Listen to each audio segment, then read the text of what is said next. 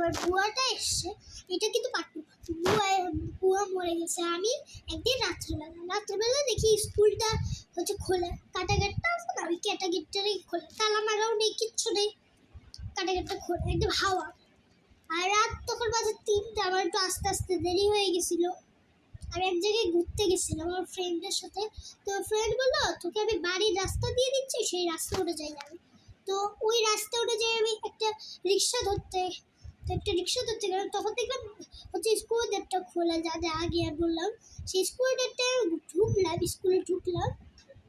স্কুলে ঢুকার পর